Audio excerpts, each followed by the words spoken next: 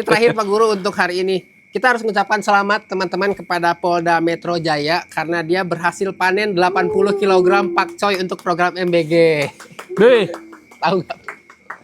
gimana? 80 kilo. Iya. Polda Metro Jaya. Itu ke-play nggak videonya? Iya. Wih, Selamat. Polda Metro Jaya sukses jadi petani. enggak, ini enggak selamat. Pada bagian inilah pernah saya kritik. Gimana tuh? Jadi Kan salah satu argumentasi dari pendukung MBG, itu buat MBG bukan sih? Iya betul, buat program MBG. Oh, iya. Nah, salah satu argumentasi buat pendukung MBG itu adalah itu akan memutarkan ekonomi rakyat gitu. Jadi karena MBG maka dia butuh suplai daging dari peternak. Jadi peternaknya lebih makmur gitu kan. Dan lain sebagainya lah. Nah, itu tuh tidak benar karena sejak MBG dibuka dan kemudian diserahkan kepada tentara dan polisi, tentara dan polisinya beneran beternak dan beneran bertani dan dengan anggaran yang sangat besar. Jadi peternak-peternak yang asli itu Baraya sekarang tuh ngeluh karena dapat pesaing baru yang punya insentif Iya, dan dari dia organisasi pemerintah. besar, punya modal besar, Iya. punya kekuasaan besar untuk ngatur ini itu. Ya itu kan teman saya tuh yang itu demo kan telur dipecah-pecahin karena pasar tuh udah kelebihan stok dan stoknya itu disebabkan karena bapak polisi yang barusan gitu ya. Kemudian tentara itu banyak yang ikutan main di situ. Nah kalau di situ panen pakcoy. pakcoy. Nah yang petani aslinya itu coba gimana perasaannya? Betul. Betul. 82 kilo maksudnya petani bisa ngasihin berapa ton gitu maksudnya. Nah itu masih kecil, Tapi kalau misalkan, ya itu bagaimanapun itu kan nambah, Iya betul. Jadi nambah stok di masyarakat. Jadi itu bisa menjatuhkan harga. Kasihan banget. Tuh polisi jadi di komentar lucu-lucu komentarnya gini. Instansi kita sekarang satu-satunya yang mereka enggak lakuin adalah menjalankan tugas fungsinya. Komentar-komentar ya teman-teman, ini bukan saya ini. Menjalankan lah. Kemarin ada influencer ditangkap sama polisi kan? Iya sih. Ya itu kan menjalankan tugas.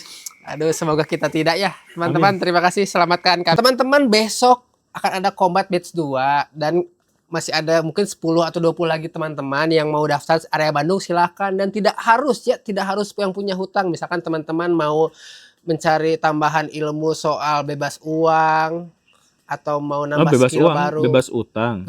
Iya, bebas Mengelola finansial. uang. Iya, mengelola uang gitu. Datang aja ya teman-teman, daftar linknya di bawah. Iya, tuh. dan kemarin kita meluluskan yang ini cukup bagus ya. Ya, saya agak happy dengan apa yang bisa kita lakukan ternyata. Nah, alhamdulillah. Iya. Tim Iya. Bapak-bapak Tionghoa itu jago-jago kalau bisnis ya. Iya. Dan percayalah itu kelasnya, kan saya ngikutin ya follow up-nya. Dan percayalah itu kelasnya mahal bener. Mahal ya? Mahal itu. Mahal Iya. bener. Saya aja ngikutin loh. Jadi Yang coba udah kerja kayak bayangkan gini. Baraya, kita bikin combat, bikin kelas yang harganya itu antara 7 sampai 12 juta sepertemuan, kita kasih gratis. Gratis. Terus kita kasih makan. Makan. Terus yang dari luar kita kasih tempat Betul, menginap. ada berapa orang, Bay, yang daftar buat nginep di kantor? 12 ya? Aduh, Kok banyak banget sih, Bay? tuh kan. Astagfirullah. Ini jadi ya Untuk. tapi maaf ya. Ya, secukupnya lah. Oke. Tempat menginapnya enggak. Yes, dan ini juga buat Baraya semua, kalau mau jadi sponsor kita membutuhkan banget sponsor. Betul. Dan Karena terima kita- kasih Darul Hikam yang menjadi sponsor Oh utama iya, kita. terima kasih Darul Hikam karena terus-terusan support kita. Dulu ngasih tempat ya. Dulu wah banyak dan sekarang ngasih juga ya. Betul. Alhamdulillah. Terima Segera. kasih, tapi butuh donatur yang lain juga ya. Pak Guru, saya mau mencoba ada SMA di Yogyakarta, Pak Guru mengizinkan anaknya untuk gondrong. Oke. Tapi tetap masuk ke 100 tertinggi di Indonesia nilai Iya. UTBK-nya. Gondrong. Oke. Nah, apakah di Bandung ada nggak sih yang gondrong? Di kampung lu ada yang gondrong nggak sekolah diizinkan anak sekolah? Hah? Di lu? Nggak ada. Tanggapannya Pak Guru? Oke, kita tuh sebenarnya pernah bikin video yang belum diupload dan kayaknya harus direvisi karena jelek ya.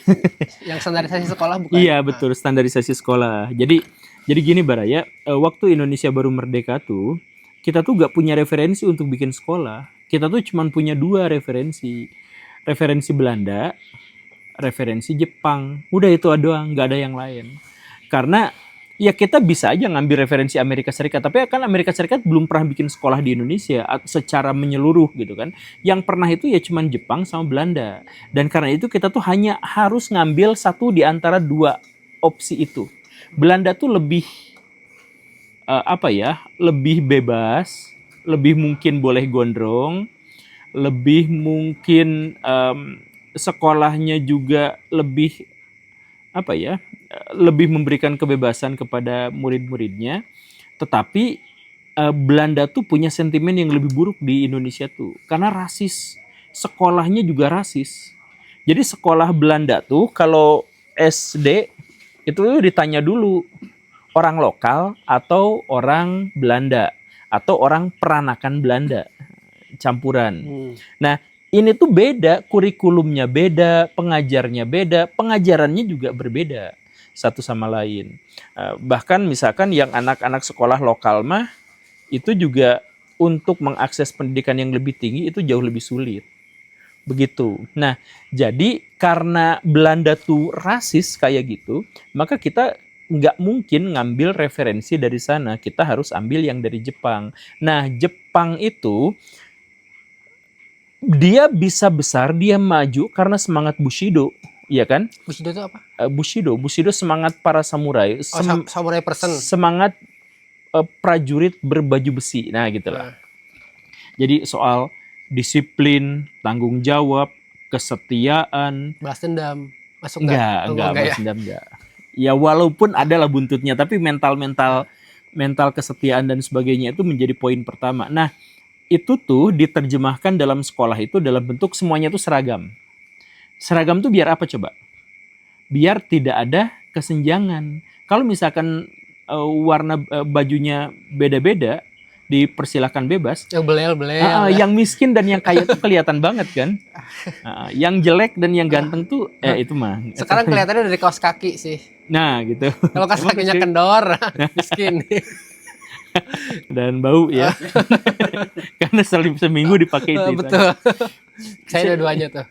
Saya tuh ingat waktu SD tuh baju seragam tuh dipakai untuk 3 hari. Kalau zaman saya gitu ya, saya cuma punya 2 setel gitu. Jadi Senin sampai Rabu, kemudian Kamis sampai Sabtu. Olahraga batik mungkin ya saat itu. Olahraga ada bajunya, tapi kalau batik tuh belum terkenal. Nah, tapi balik lagi. Nah, pada waktu itu sistem cara berpikir dalam pendidikannya itu adalah semua harus seragam, semua harus disiplin, semua hanya harus teratur, dan itu tuh harus diwujudkan dalam penampilan. Nah, jadi yang gondrong tuh berarti tidak disiplin, gitu. Nah, setelah Jepang hengkang, kemudian pemerintahan Bung Karno itu pakai itu, dan kemudian tapi kan carut marut, jadi pendidikan kita tuh relatif tidak diperhatikan dengan baik lah. Nah, setelah itu pas zaman Orde Baru pindah, Pak Harto sendiri adalah seorang militer. Jadi pakaian seragam, kepala cepak dan sebagainya itu bahkan ditambahin, diperketat. Coba, ada nggak budaya-budaya tentara yang dimasukkan ke sekolah sama Pak Harto? Raja rambut? Enggak ya? Ya itu udah Hukuman? termasuk. Oke, raja rambut karena harus seragam.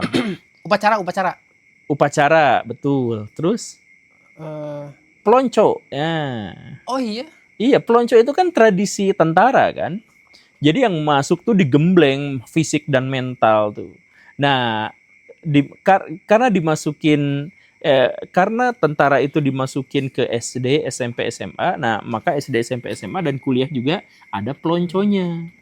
Ada pakai baju, pakai topi bola sepotong nih, yang dipakein yang kayak gitu. Itu yang jadi yang awal mula kenapa kita tuh rambutnya harus cepak gitu, harus. Tapi banyak juga yang ngebandingin kalau ngomongin soal sistem pendidikan, banyak ngebandingin Indonesia sama Malaysia. Malaysia kenapa maju? Karena dia jajahan Inggris. Nah, apakah Pak Guru setuju kalau berandai-andai kalau kita dijajah Inggris kayaknya juga akan maju karena banyak negara yang jajahan Inggris tuh maju. Pak Guru sepakat nggak dengan kayak gitu? Di Afrika negara apa yang paling maju? Afrika Selatan? Afrika Selatan dan Mesir. Afrika Selatan di rebutan antara Prancis dan Inggris, yang selatan itu Belanda. Jadi di jajahan Belanda juga bisa maju. Ada jajahan Belanda yang lebih maju lagi. New York. Oh iya, gue nggak tahu. Wah, Enggak, itu mah bercanda. Tapi dulu emang canda, baik lu mah ngantuk ah. bercanda tuh dalam artian bukan dijajah, tapi New York itu dulunya namanya adalah New Amsterdam.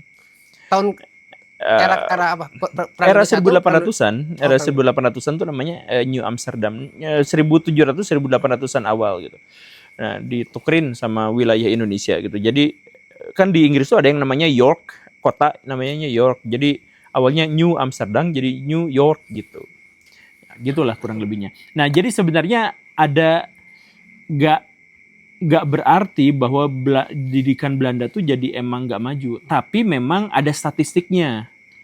Jadi negara-negara jajahan Inggris tuh dia dimerdekakan, dia lepas tuh biasanya pasti semuanya damai. Nggak ada jajahan Inggris yang memerdekakan diri tuh dengan pemberontakan, kecuali Amerika Serikat. Semuanya tuh santuy. Malaysia juga dikasih, kan India Pakistan dikasih gitu, Brunei dikasih. Brunei mah bagian dari Malaysia kita, dan lain-lain.